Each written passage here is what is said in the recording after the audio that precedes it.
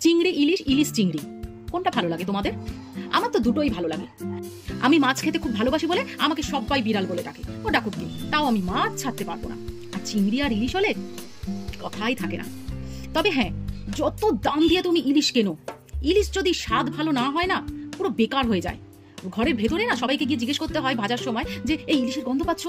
আমি তো রান্নাঘর থেকে কোনো গন্ধ পাচ্ছি না, তোমরা গন্ধ পাচ্ছ এখান থেকে?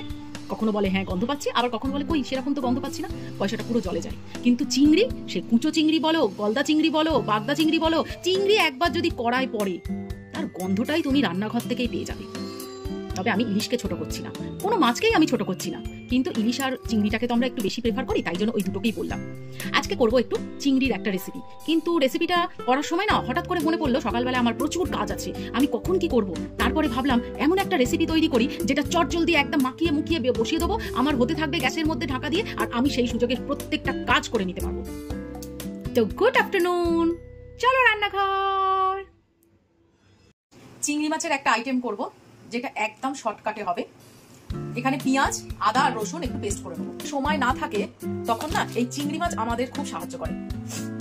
চিংড়ি মাছ নিয়ে নিলাম, একটু না এরকম বড় বড় সাইজের নেবে, তাহলে না খেতে ভালো লাগবে। ওই চুনো চুনো সাইজের চিংড়ি মাছ হলে না মুখে পড়বে না, এইটুকুনি জাস্ট একটু করবে।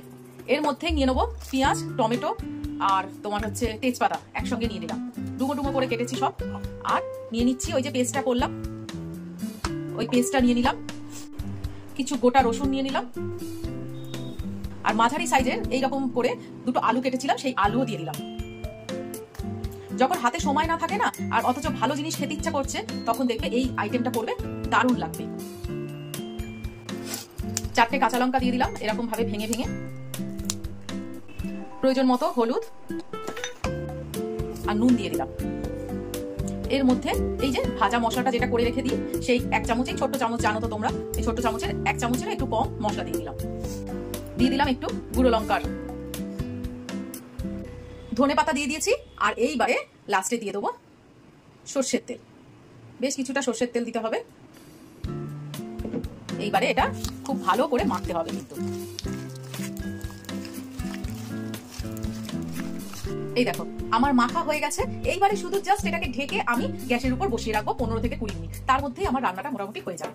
তুমি দেখো সব সময় যদি আমাদের কাজ থাকে না অত্যাধিক, এই চিংড়ি মাছ আমাদের অনেক সময় বাঁচিয়ে দেয়, আর এটা খেতেও প্রচন্ড সুস্বাদু হয়। তো এটাকে ঢাকা দিয়ে গ্যাসের উপর বসিয়ে দিই।